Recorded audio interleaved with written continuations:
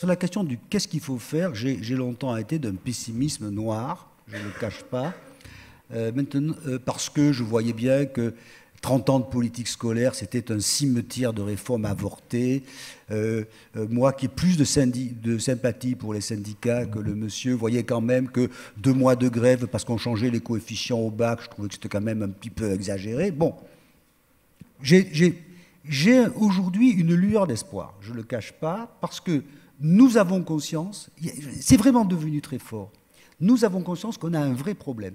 Plus personne n'ose dire, nous avons la meilleure école du monde. Bon. Et c'est vrai qu'il y avait une dénégation, maintenant les évaluations, on les accepte. Que porte une forme de conservatisme qui existe toujours, du style « c'était mieux avant, on n'a qu'à refaire ce truc invraisemblable, refaisons un examen entrée en 6e ». Alors tout le monde dit évidemment « je serai reçu ». Bon. Et le prof dit j'aurai les reçus.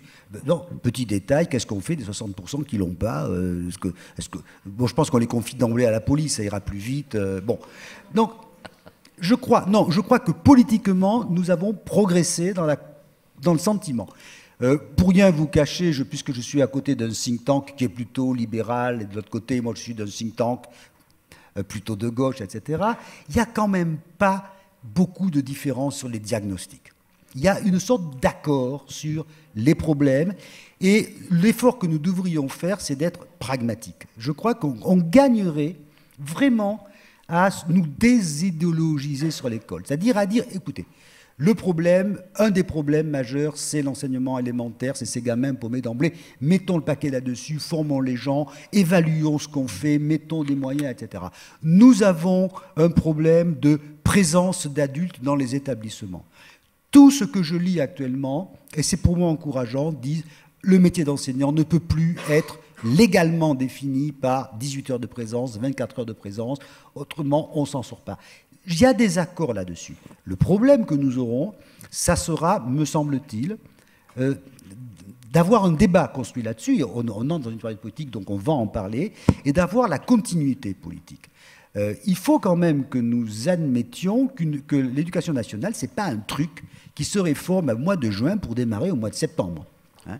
Et donc, il faudrait être capable, d'avoir des priorités, et d'avoir de la continuité. Alors moi, je fais une proposition, quel que soit le candidat qui gagne aux prochaines débats, il annonce « mon ministre reste 5 ans, il a une feuille de route et ce n'est pas la peine d'imaginer qu'il va en changer parce que n'importe quel crétin a écrit un éditorial dans n'importe quel journal. » Voilà.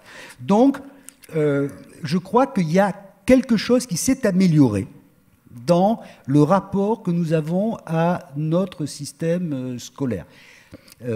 Étant donné que je ne suis pas évidemment dans l'idée qu'il faudrait que nous dessinions une école parfaite et puis qu'ensuite on y aille, tout ça c'est pour le dimanche, mais les vrais jours de la semaine, il faut faire des choses pratiques, pragmatiques.